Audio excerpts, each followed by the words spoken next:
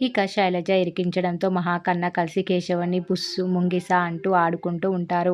ఇక రాత్రి పడుకునే ముందు కూడా కన్న అలా ఏడిపించడంతో కేశవ మొత్తానికి బరస్ట్ అవుతాడు.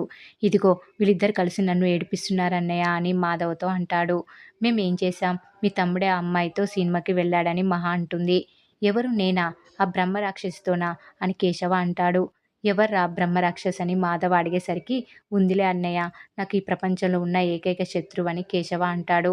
అసలు మీరు దేని గురించి మాట్లాడుతున్నారో నాకు అర్థం కావడం లేదు అంటాడు మాధవ. దీంతో బుస్సుతో జరిగిన గొడవ, తనకి ఇవ్వాల్సిన డబ్బులు ఎగ్గొట్టి తిరగడం, ఆ డబ్బుల కోసం తన ఫోన్ లాక్కోవడం, ఇలా మొత్తం కథంతా అందరికీ చెప్పేస్తాడు కేశవ. అయినా కానీ మహాకన్న మాత్రం ఇదేం నమ్మేలా లేదే అంటూ మళ్ళీ ఆట పట్టిస్తూ ఉంటారు. నేను నిజమే చెప్పానని కేశవ అనడంతో, సర్లే పడుకోండి అని మాధవ అంటాడు. ఇక తెల్లవారగానే పూజ చేసి కాలేజీకి వెళ్లేందుకు మహా సిద్ధమవుతుంది. అయితే చక్రి, కేశవ వచ్చి మరోసారి మహాని రిక్వెస్ట్ చేస్తారు. మా మాట విని మీరు ఒంటరిగా వెళ్ళకండి, మేమెవరో ఒకరు తోడొస్తామని అంటారు. వద్దు, నేనేమైనా యుద్ధానికి వెళ్తున్నానా అని మహా అంటుంది. కేశవ మరీ మరీ చెప్పడంతో మహా తన తండ్రి గురించి చెప్తుంది. మా నాన్న కూడా ఇలాగే చేసేవారు. చిన్నప్పటి నుంచి ఎక్కడికి వెళ్ళాలన్నా ఆయనే తోడు వచ్చారు, లేదంటే అన్నయ్యని పంపించేవారు.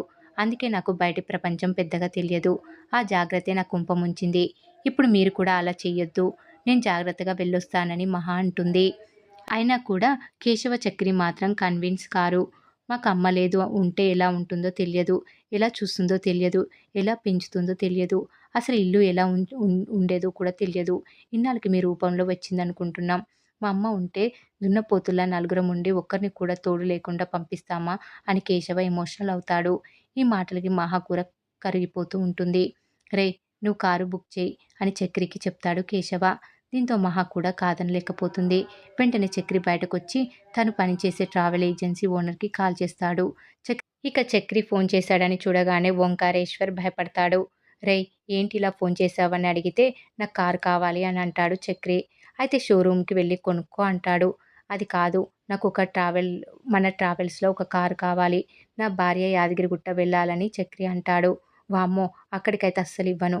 ఒకసారి నీ కారు ఇచ్చి అక్కడికి పంపిస్తే ఏం జరిగిందో నాకు తెలుసు, నేను మాత్రం కారు ఇవ్వను అంటాడు ఓనర్. దీంతో చక్రి తన టాలెంట్ ఉపయోగించి 4 సెంటిమెంట్ డైలాగులు కొట్టేసరికి ఇక ఓనర్ సరే పంపిస్తాను, నా కారుకి మాత్రం చిన్న గీత కూడా పడకూడదు అని మరీ చెప్తాడు. ఇంతలో కారు వస్తుంది. రేయ్ ఉపేంద్ర, నువ్వొచ్చావా?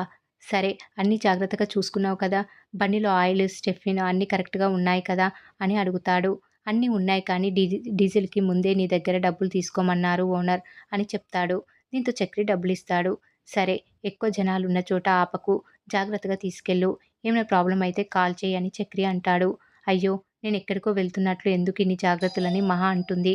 మొత్తానికి మహాకి దారిలో తినడానికి ఒక బాక్సు, వాటర్ బాటిలు ఇచ్చి జాగ్రత్తగా వెళ్ళి రమ్మని చెప్తారు. ఇక కారు ఇలా వీధి దాటగానే నారాయణ అడ్డంగా నిలబడి కారు ఆపేస్తాడు. డోర్ ఓపెన్ చేయరా అని డ్రైవర్ని అడిగితే, లేదు చేయనని చెప్తాడు. దీంతో కత్తి మెడపైన పెట్టి, చేస్తావా లేదా అని బెదిరిస్తాడు. దీంతో డోరు ఓపెన్ చేయగానే కారులో కూర్చుంటాడు. మీరెక్కడికని మహా అడిగితే, మీరెక్కడికో నేను అక్కడికే అంటాడు. ఎవరిని తోడు రావద్దని నేను చెప్పా కదా అని మహా అంటుంది. నేనేం తోడు రావట్లేదు అని నారాయణ అంటాడు. ఇదిగో తీసుకో అమ్మా అని యాపిల్స్, బిస్కెట్స్ ఇస్తాడు. నాకేం వద్దు అని మహా చెప్తుంది. మరోవైపు చక్రి మాధవ బండి మీద ఎక్కడికో వెళ్తుంటే మహా ఫోన్ చేస్తుంది. పెద్ది, చిన్న సమస్య వచ్చింది, కార్ని మధ్యలో ఆపి మీ నాన్న ఎక్కారు, చేతిలో కత్తి పట్టుకుని డ్రైవర్ని బెదిరించి మరీ బండి ఎక్కారు, నాకు భయంగా ఉంది అంటుంది మహా. అవునా, ఆయన ఎందుకు వస్తున్నాడు నీతో? అయినా ఆయన్ని ఇన్ని రోజులుగా చూస్తున్నావు, ఇంకా భయం పోలేదా అమ్మా? సరే, నాన్న సంగతి నేను చూసుకుంటాను, నువ్వేం కంగారు పడకని మాధవ చెప్తాడు. కానీ మహా మాత్రం నారాయణని చూసి టెన్షన్ పడుతూ ఉంటుంది. ఇక్కడితో ఈరోజు ఎపిసోడ్ కంప్లీట్ అవుతుంది. ఇక రేపటి ఎపిసోడ్లో మహా వాళ్ళు కాలేజీకి రాగానే ఫ్యూన్ ఆదికి ఫోన్ చేస్తాడు. మీ చెల్లెలు కాలేజీకి వస్తే కాల్ చేసి చెప్పమన్నారు కదా, ఇప్పుడే వచ్చింది సార్ అని చెప్తాడు. దీంతో ఆది వెంటనే కాలేజీకి వస్తాడు. నాన్న, మేము అక్కర్లేదు కానీ మేము చదివించిన చదువు మాత్రం కావాలా? నువ్వెప్పుడు ఇక్కడికి వస్తే అప్పుడు నిన్ను లాక్కెళ్ళి ఇంట్లో పడేయాలని ఎదురు చూస్తున్నాను, రావే అంటూ మహా చేయి పట్టుకుంటాడు ఆది. ఇది చూసి నారాయణ రెచ్చిపోతాడు. చూసావా అమ్మ, ఇందుకే నేను తోడుగా వస్తానని చెప్పా. రేయ్, నేనుండగా నా కోడలి పిల్లని ఎలా తీసుకువెళ్తావురా అంటూ ఆది కాలర్ పట్టుకుంటాడు నారాయణ. దీంతో ఇద్దరి మధ్య గొడవ జరుగుతుంది. ఆ గొడవల కత్తితో నారాయణని పొడిచేస్తాడు ఆది.